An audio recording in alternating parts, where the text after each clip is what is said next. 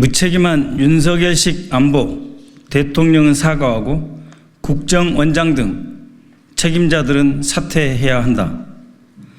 국민의힘 한동훈 대표가 임명장 잉크도 마르기 전에 윤석열식 남탓 구태 정치를 시작했습니다.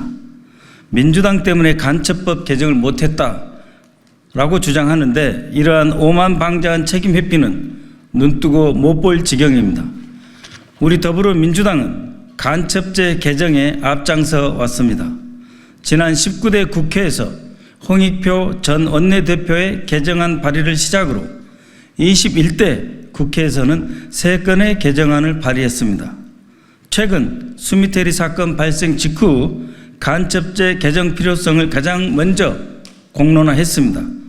이미 지난주에 저희는 3건의 민주당발 간첩죄 관련 형법 개정안을 발의하여 제출하였습니다.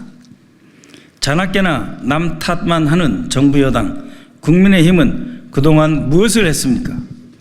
의제를 선점하고 싶은 정치초보 한동훈 대표의 조바심은 이해합니다만 오늘날 대한민국의 안보를 망치는 것은 국민의힘과 윤석열 정부입니다.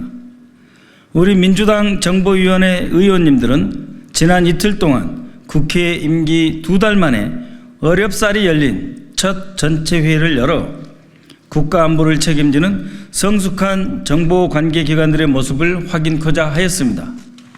그러나 정보위원회 업무 보고를 마친 현재 그러한 기대는 사라졌습니다. 처참하게 망가진 윤석열 정부의 정보관계기관들의 현실만 확인하게 되었습니다.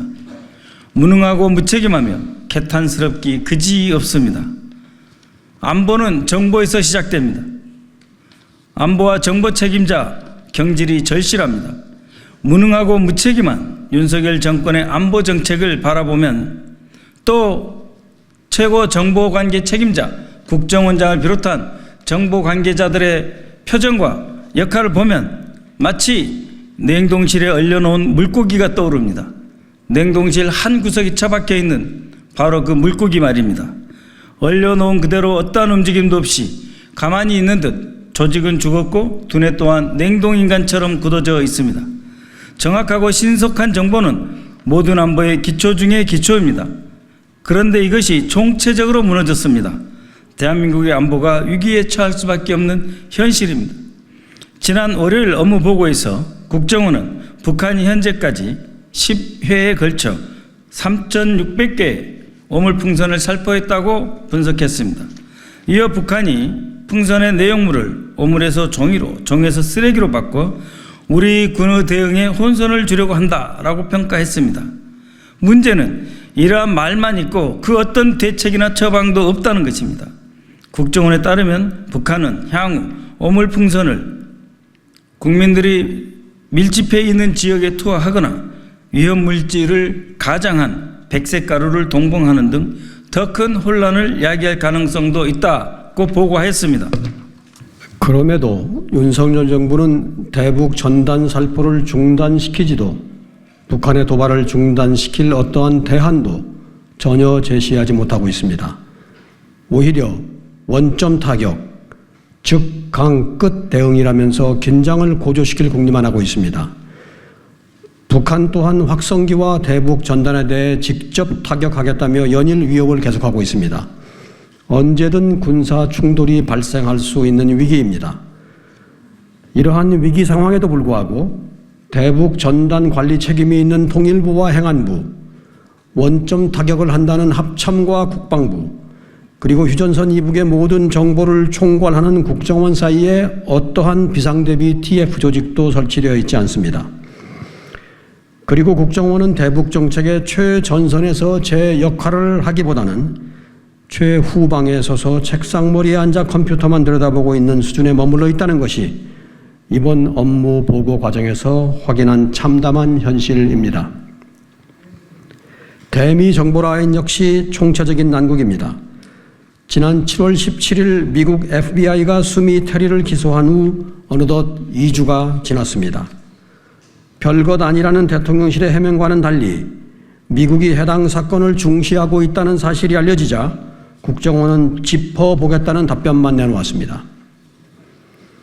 수미테리 사건은 필연적으로 한미 정보기관 간 협력에 영향을 미칠 수밖에 없습니다. 그럼에도 윤석열 정권은 사건을 물밑에서 해결하기 위한 노력은 고사하고 사건이 미칠 파장에 대한 검토조차 진행하지 않았습니다. 허약한 외교안보 수준이 여실히 드러난 것입니다. 하나를 보면 열을 안다고 했습니다. 가장 중요한 미국 파트가 이러한데 다른 해외 파트는 어떻겠습니까? 문제가 정말 심각합니다. 국정원이 어떠한 역할을 하고 있는지 전혀 알 수 없습니다. 그뿐만이 아닙니다.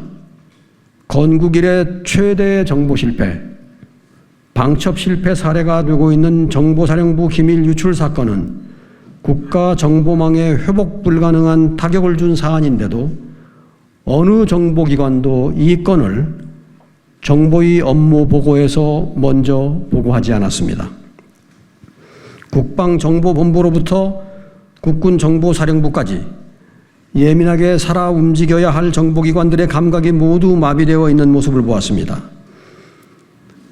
의원들이 관련 질의를 하자 그제서야 방첩사령관은 수사 중인 사건에 대해 말할 수 없다는 무책임하고 방자한 답변으로 일관했습니다. 이는 아예 사건의 전모를 파악하지 못한 채 헤매고 있을 때 보이는 태도, 바로 그것이었습니다. 안보당국이 전혀 긴장감이 없습니다. 자기 일이 아니라는 수준의 대응입니다. 앞으로가 정말 걱정입니다. 당장은 윤석열 정권의 무능하고 무책임한 안보 책임자들이 망쳐놓은 해외 정보망을 되살릴 수 있을지가 의문이고, 이대로 가면 안보가 얼마나 더 망가질지가 더 걱정입니다. 대통령과 안보실 그리고 안보기관의 책임자들은 이 문제에 관해 퇴진하라는 말을 들어야 마땅할 정도입니다.